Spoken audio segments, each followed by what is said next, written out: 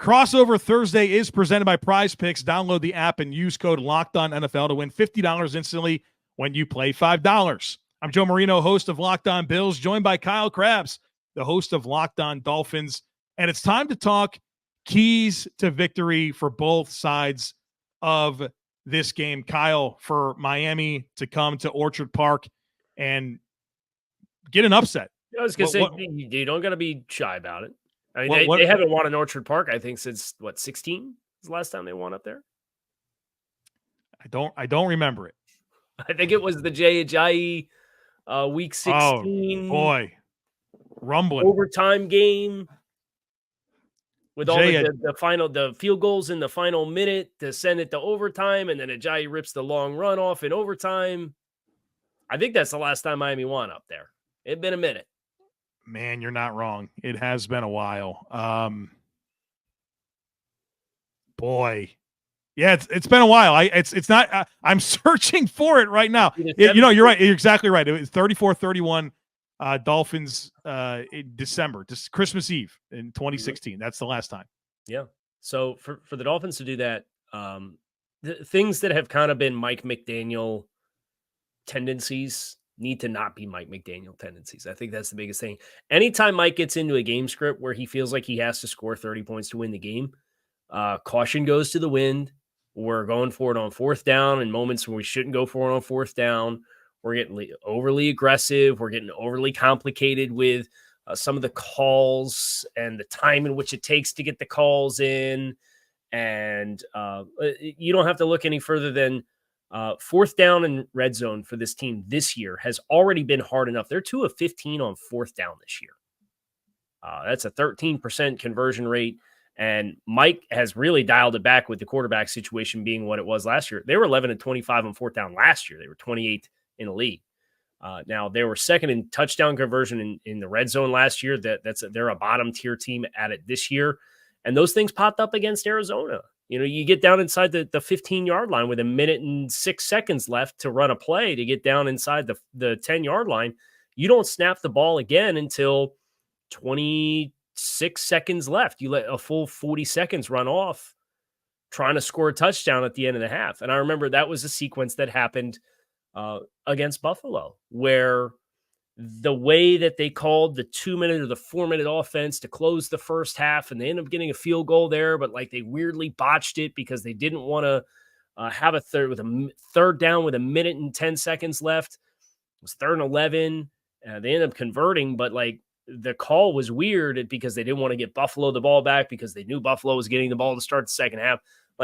That kind of stuff can happen. If you're going to get down in the red zone, you have to score touchdowns. Obviously, against this Bills team that is capable of putting up points in a hurry and has a lot of different ways than they can beat you.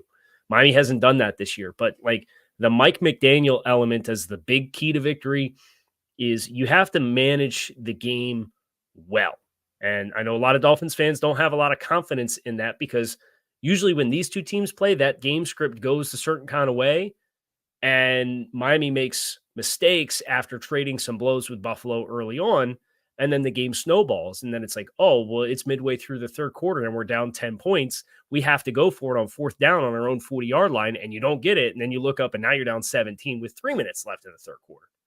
So that's the kind of stuff for Miami that it's been such a consistent theme, and it's been popping up, and it popped up against Arizona with situationally closing a half and how you manage the clock. Those things, you have to play a perfect game in that regard because this team is not focused, it's not disciplined, and it's not capable of avoiding beating itself right now. So you have to do your part as the guy who's managing the game to do that. It's interesting. My number one key is game scripts as well. And I think it starts with the Bills starting fast on offense because I feel like to the points that you've made, game scripts have been problematic for Miami in this series, and that if you can get Miami to chase it, I think the decision-making and the execution can kind of fall apart. And so for Buffalo to be able to come out and score points early and put Miami in that spot, I think that's going to give them their best opportunity to win the game. Obviously, the Dolphins, I think if you can kind of keep them in a neutral game script, that's when they're going to be their most dangerous. And so don't allow that to happen. It's easier said than done, but go score points on offense and see if you can get Miami to kind of chase it a little bit and see if those mistakes that have come up in the past happen once again.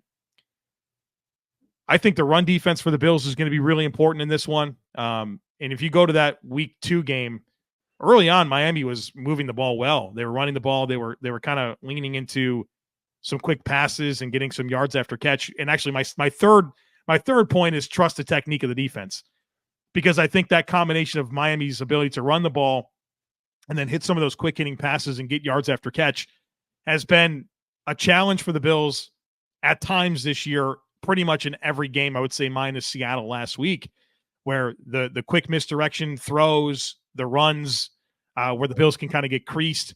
That's where they have their challenges. And I think Miami does have the ability to kind of challenge those spots of the Bills. And so run defense, squeezing gaps, being where you're supposed to be, fitting the run, and doing so with light boxes. We know the Bills will play light boxes. They're never going to give you heavy or even rarely neutral boxes. So those run fits with their front, combined with trusting the technique of the defense, where you can't just run out of your spots due to all the play fakes and all the eye candy that Miami is going to present to you with motion and misdirection and all the tags that they have to all of their plays.